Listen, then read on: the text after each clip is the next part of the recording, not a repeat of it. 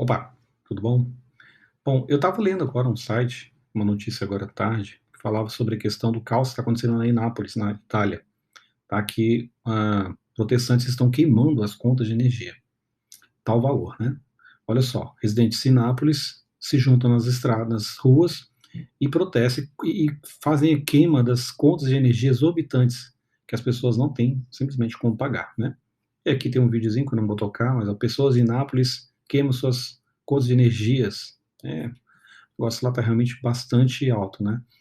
Aí mostra aqui exatamente tem aqui umas gravações de pessoas nas ruas protestando. Isso está acontecendo em toda a Europa, né? No vídeo, residentes furiosos aparecem na frente do City Town Hall e tentam protestar contra a crise de energia. Eles fazem a queima, então, de suas contas de energia. Tem contas de energias lá que estão ficando assim um valor enorme, né? É um negócio assim que é complicado. E alguém pode pensar assim: ah, mas tudo começou aqui, na Rússia, né? Quando, em 24 de fevereiro de 2022, o Vladimir Putin ele autorizou as forças especiais militares, operação militar especial, contra a Ucrânia, né? Mas vamos lá, vamos dar uma lida aqui, eu traduzi aqui rapidinho para a gente poder ler junto. Ó, o presidente Vladimir Putin autorizou uma operação militar especial contra a Ucrânia na manhã desta quinta-feira para eliminar o que chamou de uma séria ameaça, dizendo que seu objetivo é desmilitarizar o vizinho do sul da Rússia. Em um discurso de manhã cedo na televisão estatal, Putin disse que não teve escolha a não ser lançar a operação, cujo escopo não estava imediatamente claro, mas parecia ir muito além de ajudar separatistas apoiados pela Rússia no leste da Ucrânia. Tarará, olha só. Seu objetivo é proteger as pessoas que foram submetidas a bullying e genocídio nos últimos 8 anos. Existe uma situação aqui, que depois eu vou fazer um vídeo sobre isso, que é o Acordo de Minsk. Um Acordo de Minsk foi um acordo que foi feito entre a Rússia e a Ucrânia, porque na parte sul da Ucrânia existe uma população que é principalmente russa. Eles se identificam muito com os russos, apesar de também entenderem que tem um país ali, na Crimeia, e outros locais ali dentro, mas eles continuaram sendo atacados pelo próprio pessoal da Ucrânia. A figura aí de vários presidentes passaram até chegar no Zelensky. Mas a gente vai falar depois. O que acontece é que a Rússia sempre denunciou essa situação, dizendo, olha, estão atacando lá os nossos compatriotas russos e tudo mais, e as Nações Unidas não estão fazendo nada. E eles resolveram, então, bom, já que ninguém está fazendo nada, eu vou lá defendê-los, né? Então, sobre essa justificativa de fazer isso, eles foram lá e resolveram atuar, né? E levaram ao tribunal que eles cometeram vários crimes sangrentos contra civis, inclusive contra cidadãos da Federação Russa, né? E aí vai, né, toda uma situação do que acontece desde então. E aí tem um jogo de política nesse meio termo aí, né? Mas existe uma coisa por trás disso. Isso aqui não é só porque a Rússia está com a Ucrânia que existe uma crise de energia na Europa. Tá? Isso vem de muito tempo, tá? Só que então foi feita algumas listas, algumas sanções econômicas que foram contra a Rússia depois que ela invadiu a Ucrânia. Países que foram signatários dessa lista de sanções: Estados Unidos, União Europeia, Inglaterra, Japão, Canadá, Taiwan, Nova Zelândia e tudo mais. Fizeram uma série de coisas lá, né? E cada país teve uma série de sanções que foram feitas. E você tem uma lista aqui, que depois eu vou colocar um link nesse vídeo, para dar uma olhadinha. Então, o site da Al Jazeera vai colocar aqui. Mas o principal deles foi ter retirado a Rússia do sistema de pagamentos internacionais, chamado SWIFT, que opera com dólar como moeda padrão, e foram retirados. Tá? Inclusive, tem uma notícia aqui, não sei se chegou, se já resolveu, em que a Rússia teria entrado em default, que é quando não paga os seus débitos, suas dívidas, justamente porque, apesar de ele ter dinheiro, que o rublo valorizou demais nesse período, apesar da guerra, eles não tiveram dinheiro, não tiveram como fazer o pagamento, porque eles fazem mais parte da rede SWIFT. Então é uma situação meio assim incongruente. Você deixa um país em default, mas ele não tem como pagar, apesar de ter dinheiro, porque ele não está nessa rede, porque você tirou ele da rede. Quer dizer, é meio estranho, mas tudo bem. Vou voltar um pouco no tempo aqui. Em 2015, 9 de abril de 2015, tem uma reportagem aqui da European Council on Foreign Relations que fala sobre as alternativas da Rússia ao gás da Rússia. Porque naquele momento eles já estavam pensando assim, olha, nós estamos dependendo demais da Rússia. Você tem países aí como a França, que foi desativando toda a energia nuclear dela, a própria Alemanha, e outros países para as energias renováveis, energias limpas, verdes, tudo mais. A intenção é bacana, mas Enquanto você não tem uma situação em que você, de fato, pode retirar isso aqui, ou você tem uma independência, é melhor que você não faça, né? Não foi isso que eles pensaram, né? Então, aqui, esse site aqui, ele fala sobre essa situação, né? Eu vou traduzir de novo aqui também.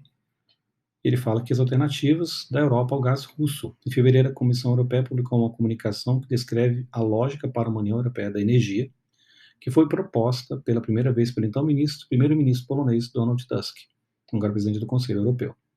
A insegurança energética da União Europeia tem duas fontes principais: lacunas na integração do mercado energético europeu, especialmente em regiões como a Europa Central e Oriental, e interrupções nas importações. Olha só, ele já dizia isso aqui: interrupção nas importações. Isso é uma insegurança energética. Tá? Quando você tem uma energia que é produzida dentro do seu próprio país, você não depende de ninguém. Mas no momento que você passa a depender de energia que vem de fora, aí a coisa fica complicada, tá? Parte do objetivo da União da Energia é diversificar o abastecimento de gás da União Europeia para longe da Rússia, que já se provou ser um parceiro não confiável. Confiável, isso em 2015, né? Então você tem uma situação aqui, ó. Parte dele, então, primeiro já teve um problema em 2006, isso foi em 2009, e ameaçou se tornar novamente no início da conflito da Ucrânia em 2013, 2014. Quer dizer, eles já vinham percebendo isso, só que eles não fizeram nada, tá? Então você tem aqui as alternativas que foram discutidas na época lá, ó. As alternativas da Europa para o gás russo.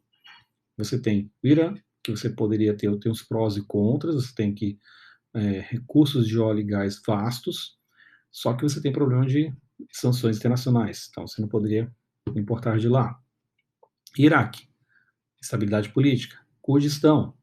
Quer dizer, todos esses países que aqui estão enfrentam uma série de contras e têm os seus prós também. Mas é aquela situação. Desde 2015 poderia ter feito alguma coisa, portanto, 7 anos atrás não fizeram absolutamente nada. Inclusive, o presidente Trump, ainda em 2018, fez uma piada, falou assim: o Trump acusou a Alemanha de se tornar totalmente dependente da Rússia, da energia da Rússia, nas Nações Unidas. Os alemães simplesmente deram de ombros, né? Eles começaram a rir. Esse vídeo aqui é muito interessante porque ele fala isso: olha, vocês vão ficar, ó, a Alemanha vai se tornar totalmente dependente da energia da Rússia se vocês não fizerem imediatamente uma mudança de curso. Aqui está o hemisfério oeste. Nós estamos comprometidos em manter a nossa independência desses poderes externos, né? Isso aqui diz o Washington Post, nessa reportagem de 25 de setembro de 2018, portanto, 4 anos atrás, praticamente. Então, 4 anos atrás, o presidente, então, dos Estados Unidos falava. Ele disse aqui que tinha, durante um encontro das Nações Unidas em julho, ele focou com os alemães nas mesmas razões, especificamente dizendo que tinha esse plano aí de 800 milhas entre o Mar Báltico e a Rússia, chamado Nord Stream 2, que seria um local para trazer o gás lá da Rússia para a Alemanha. Tá? Então, assim, ele até falou: olha, do que eu entendo, a Alemanha é completamente dependente da Rússia. Se ele é dependente da Rússia, então, qualquer hora que o Putin quisesse, ou qualquer que fosse o dirigente lá, a energia acabaria, né? Muito bem. Outras notícias, High North News falava aqui, da importância enorme do gás russo para a Europa, né? Em 5 anos, as exportações da Rússia de gás natural para o leste europeu aumentaram em 40%. Isso aqui em 2020, 7 de janeiro de 2020, início da pandemia. O novo gas pipeline, chamado Nord Stream 2, vai aumentar isso, vai fazer com que aumente esses valores, né? Então, críticos temem que Moscou tenha muita influência em cima das políticas de energia da Europa. Quer dizer, é uma situação assim que já vinha se avizinhando, já vinha acontecendo e tudo mais. Então, a Rússia, né, aconteceu isso aí. Bom, em outro texto aqui da Standard & Poor's Global's Commodity Insights, que ele fala sobre exatamente quais são os insights sobre os commodities que existem, ele falava aqui, isso aqui na 31 de março de 2021, falava que a Rússia vai continuar sendo aquele fornecedor dominante de gás para a Europa em 2040. Tá? Então você tem aqui uma situação em que há um crescimento muito grande, isso alertando aqui e tal, tá? Existe uma mudança também, claro que houve uma mudança aqui para a China, porque eles também começaram a fazer uma linha lá para fornecimento de gás mais para a China. Mesmo assim, essa é uma situação que continua acontecendo e ninguém fez nada. Outras notícias aqui, ó, do Rand Blog, fala em, deixa eu ver qual é a data disso aqui, em 11 de junho de 2021, fala que no dia 4 de junho daquele ano, 2021, o presidente Vladimir Putin anunciou que as duas primeiras linhas do Nord Stream estavam prontas. Então já estava podendo levar gás e tudo mais. Mesmo assim, é uma situação, né, continua completa, ou seja, as pessoas ainda não estavam entendendo a situação. Tá?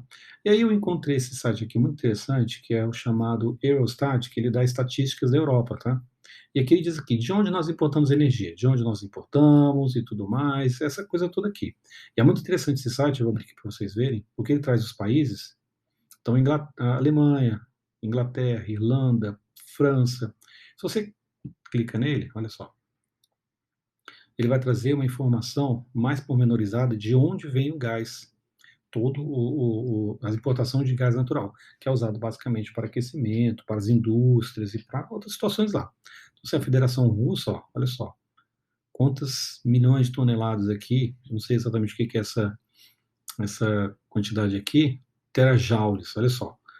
A Alemanha, ela importava 66,1% de toda a sua energia da Rússia, 20,8% da Noruega, da Holanda 11,6% e de outros países 1,5%.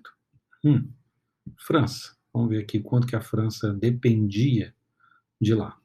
Olha lá, Noruega 36%, ela tem um pouquinho menos, 16,9%. Mesmo assim, ela tem um problema porque ela depende bastante e lá não existe muito recurso hídrico e eles fizeram o favor de desativar uma série de usinas nucleares lá, né, sob o pretexto de que isso aqui polui e tudo mais e tal, mas ok, é uma agenda verde, ok, tudo bem, a gente tem que conseguir manter o nosso planeta funcionando, mas tem que saber exatamente como fazer essa virada energética, né? Polônia, olha só, Polônia 54,8% da Rússia. E ele importa parte da Alemanha. Será que a Alemanha produz ou vem da Rússia e volta para lá? Não sei. Né? Então tem uma situação aí complicada. Com certeza os alemães agora não vão querer ficar exportando para a Polônia, considerando que eles próprios estão com uma falta de energia enorme, né? A própria Ucrânia, vamos ver aqui o quanto que ele importa. Esse aqui não traz, não? Não traz. A Ucrânia não está nesse meio aqui. Tudo bem, vamos pegar aqui outros estados aqui. Áustria. Demora um pouquinho para carregar, mas olha só. Áustria. Tudo é de fora, né? Ou seja, eles não produzem nada. Tudo é de fora. Não se sabe de onde é que é. Tá? Suíça. Switzerland. Bora ver aqui. Switzerland vai carregar, não?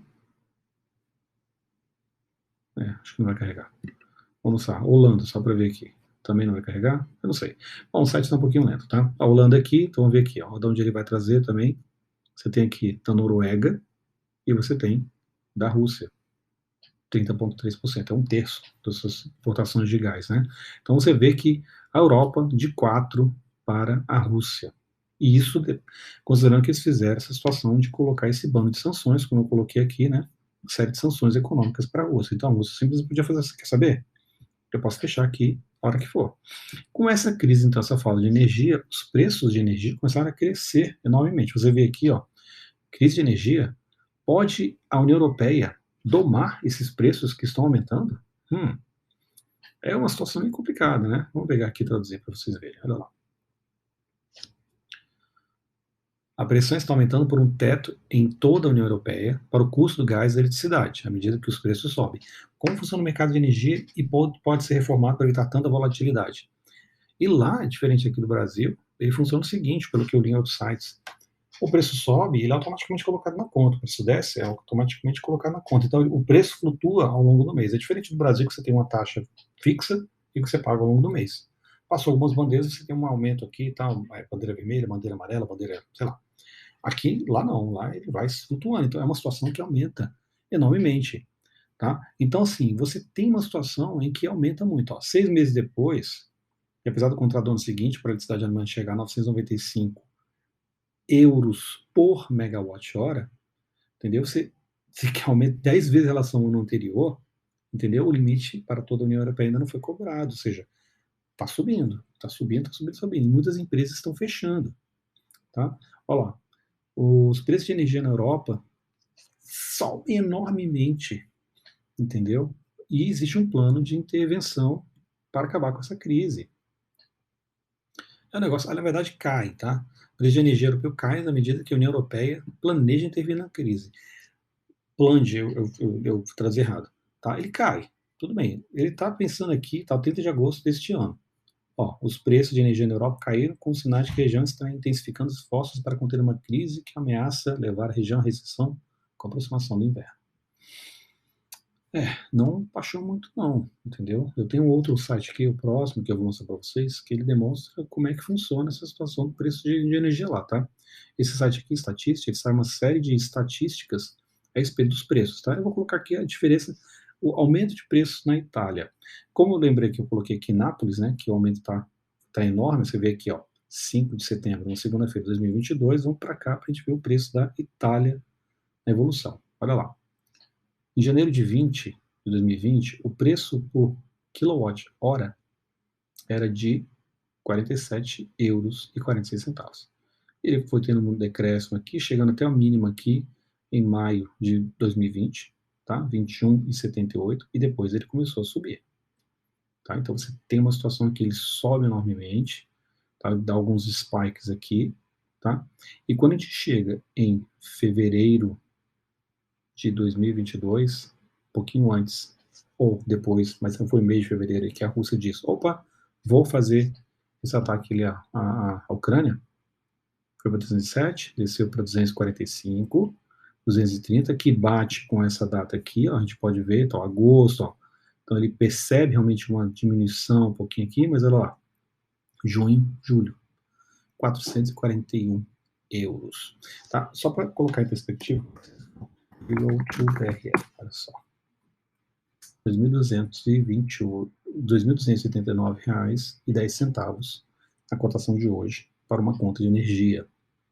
Quando o camarada gastou isso tudo aqui. Então, se ele gastou uma quantidade X aqui, ó, se ele chega lá, tá vendo? Você chega a um preço enorme. É uma coisa assim. Isso é o valor médio da conta de energia lá. Imagina você estar num local e você está pagando isso aqui. Mas vamos lá, vamos para a Grécia. A Grécia chegou a 338. Só para ver aqui, vamos ver se a gente consegue ver da Grécia quanto é que ela importa de energia de fora. Bora lá, Grécia, aparece aí para mim, por favor. Olha só. 38% da Rússia, 25% dos Estados Unidos. Imagina, ele importa gás natural dos Estados Unidos, então vem por marcação no Catar 11,7%, mas olha só, a maioria aqui, um terço, 38,4%. Tá? Vamos pegar aqui então a Hungária, 371. 371. Vamos ver onde é que é Hungária aqui. Hungária. Hungary. Vamos ver de onde é que eles importam a energia deles. Basicamente, 100% quase da Rússia. Então, você vê que a situação lá está bem difícil. Se deixaram ficar numa situação ridícula. Eu vou deixar a Alemanha por último. França. França 495, né? Vamos ver de onde é que a França veio. Isso eu já tinha colocado antes, né? Era uma grande parte aí que vem da Rússia. Suécia. Ela dá uma quedinha aqui, até que está um pouquinho melhor, 74,8. Vamos ver aqui como é que ele funciona aqui. Suécia, Suíden. Vamos ver aqui como é que ela está. Olha só. Ela tem aqui, tá vendo? Dinamarca. Ela só tem um pouquinho que depende da Rússia. Então, ela conseguiu safar um pouco aí, né? Esses países aqui, ela está um pouquinho melhor. Suíça. Olha, 383. E vamos aqui para a Alemanha. 315. Então você vê que nesses modelos aqui, eu vou colocar tudo junto aqui, ó, você vê que a tendência é sempre de crescimento, né? Todos eles aqui estão subindo enormemente. Você vê que todos eles, ó, se a gente pega aqui no cômputo geral, você tem aqui em julho de 2022, são todos esses preços aqui. Imagina então você ter uma conta aqui no ano anterior, então um ano antes, olha só, julho, vou pegar aqui julho de 2021, olha lá, tá? Você tinha uma determinada conta e ele de repente ter, no caso da Itália, quadruplicado, tá vendo? No caso da Grécia, 102, ó, foi para 358, triplicado. Então imagina que você tem uma conta aí de, sei lá, R$ 800 aqui no Brasil e de repente você tem uma conta de R$ 3.800, 4 vezes mais, num determinado mês. Isso porque você é um consumidor caseiro. Imagina se você, de casa, né, sua casa, imagina se você tem, é um consumidor doméstico no caso.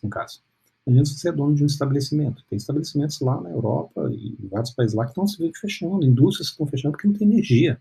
Não tem como você produzir seus bens com energia nesse tamanho, nesse valor. Aí você tem que fechar, né? E aí, alguém, ó, começa a dizer como é que poderia fazer o quê? Fazer tabelar, sabe? Tabelar, sabe? Preço de energia. Mas o que vai acontecer? Se você tabela o preço da energia, vai funcionar como a Petrobras aconteceu aqui no Brasil, né? Você faz um subsídio do governo para que você tenha aquilo lá. Então o governo ele segura a energia. Só que o governo vai ter um déficit. Esse déficit depois vem. Quer dizer, não existe uma fórmula fácil para resolver essa situação. Ó, a União Europeia deve agir agora no catastrófico aumento de preço de energia. Sabe? Tem que fazer isso agora, isso aqui, ó, 22, ó, 2 de setembro de 2022. Tá vendo? Eles têm que fazer alguma coisa, porque lá o negócio está muito difícil mesmo. E olha só, Nord Stream 1, Gazprom, ó, anunciou o shutdown indefinido do pipeline, isso no dia 2 de setembro. Ou seja, vamos parar, ok, vocês estão nos fazendo esse bando de coisa, isso a Rússia dizendo. Beleza, então vamos te fornecer energia. Tá? Você que se vire para aí, resolva. Tá? E existem notícias de pessoas que estão indo atrás tem amigos meus que moram lá, tem uma amiga minha que mora na Europa, ela falou que todo preço, tudo subiu. Tudo subiu, tudo subiu. Então, o custo de energia, de aluguel, de combustível, tudo foi para cima. Né? Mas por conta dessas situações. Existe uma pressão da Rússia? Claro, claro que existe uma pressão da Rússia no sentido assim, da guerra da Ucrânia. Então, você pode jogar a culpa nisso aqui. Mas a culpa recai, no meu entendimento, 100%, não. Digamos que 80% recai na forma em que a União Europeia se modelou para receber um gás de fora, extremamente barato, ok. Que não polui, ok. Mas o problema é que você tem que pensar na sua própria matriz energética. Você não pode simplesmente pegar e se deixar curvar para uma outra nação. Tá? Olha só. Os europeus se seguram porque vai ser um inverno rigoroso com o preço aumentando do gás, entendeu? É uma situação muito complicada, tá? Porque os preços estão crescendo demais. Eu vou até fazer uma pesquisa aqui para demonstrar aqui, olha só. In Germany in shutdown by a surge in energy prices. Olha só, você tem aqui, ó, empresas lá da Alemanha, que é o motor da Europa hoje, tá? Estão segurando a produção porque eles não estão conseguindo pagar os custos de energia, sabe? Então tem uma situação aqui muito complicada, sabe? É realmente uma situação que está bastante difícil lá. Mas a gente tem que pensar, então, fazendo esse paralelo aqui com o Brasil, que a nossa matriz energética ela é excelente. Nós temos uma matriz energética renovável através das hidrelétricas, que é um problema também quando chove, né? A gente tem isso. Mas nós temos uma forma de compensar isso aqui com as nossas usinas termoelétricas, que não são a melhor. Existe aí uma possibilidade, pelo menos que o ministro Paulo Guedes, o governo Bolsonaro, dizendo que pode fazer existe uma situação assim de energia eólica no nosso litoral que pode ser muito bom. Requer, obviamente, investimentos, não é uma coisa que vai acontecer de hoje para amanhã, né? Mas existe uma forma, ou seja, nós temos uma matriz energética muito mais estável que desses países. E nós não estamos tão dependentes assim de outros países. Quando a gente depende de outros países, pode acontecer essas situações, tá? E a gente tem que lembrar também o seguinte, que o Putin, ele não tem certos escrúpulos, né? Ele não adianta, não. Existe, inclusive, eu estava vendo hoje aqui, quer ver? Major Russia, acho que esse aqui foi o termo que eu vi. Ah, é uma situação que ele fala lá sobre a Rússia e que ele já declarou. Rússia declara que vai proteger o povo russo em qualquer lugar do mundo, alguma coisa assim. É a carta do povo russo, Vladimir Putin. Tá, eu não estou conseguindo ver aqui qual é o link exatamente não, mas basicamente ele diz o seguinte, que é, a Rússia é grande, que eles falam o seguinte, olha, se vocês mexerem em qualquer coisa, nós vamos falar e vamos lá proteger o nosso povo russo, mesmo que ele não esteja no nosso país. Isso é uma coisa muito séria. Isso bate muito com essa megalomania desse camarada, né? Como aqui está no The Guardian, ainda mostrando aqui, ó, apesar desse artigo aqui ter mais de 2 meses, ó, Putin se compara a Pedro Grande em busca de reconquistar terras russas, porque ele quer de novo a União das Repúblicas Socialistas Soviéticas. Talvez não com esse acrônimo, mas ele quer uma Rússia grande, gigante de novo. Porque ele não quer engolir que países como Cazaquistão, Lituânia, Estônia, Letônia, Ucrânia, o Uzbequistão, aqueles países todos ali tenham se desmembrado e deixado de ser a União das Repúblicas Socialistas Russas, soviéticas, no caso. A União das Repúblicas Socialistas Soviéticas, tá? Ó, Vladimir Putin se comparou ao czar russo do século XVIII Pedro o Grande, traçando um paralelo entre o que ele retratou como suas missões históricas gêmeas para reconquistar as terras russas. Pedro o Grande travou uma grande guerra no norte por 21 anos. Parece que ele estava em guerra com a Suécia e tirou algo deles. Ele não tirou nada deles, ele devolveu o que era da Rússia. Quer dizer, ele entende que nesses locais que foram separados na pós-queda do Muro de Berlim em 89, deveria voltar para ser a grande Rússia de novo. Exemplo do que acontece com a China, né? A grande China, que quer que Taiwan volte a ser parte dela, efetivamente, como conseguiu com Hong Kong e outras que eram nações anteriormente, que vieram a ser hoje a China, né? Quer dizer, essa megalomania dele aqui faz com que haja uma situação. Inclusive, isso pode implicar, pode ser um tempo para outro vídeo, na questão assim, econômica no mundo. Você tem aí uma situação em que a Rússia, basicamente, ela diz, ok, eu não vou mais negociar em dólar, porque vocês me tiraram o SWIFT, agora se vocês quiserem me pagar, vocês vão pagar em rublo. Isso faz com que a moeda russa suba, tanto é que ela foi uma das moedas que mais valorizaram no mundo, junto com o real. Então são situações assim complicadas que a gente tem que ficar atento. Nosso país não pode ficar dependendo disso. Por enquanto, parece ser o caminho correto. É esperar aí para ver e torcer para que não aconteça uma situação semelhante. E principalmente torcer para que a Europa consiga resolver essa situação. Porque esse inverno será um inverno bastante duro lá para os europeus.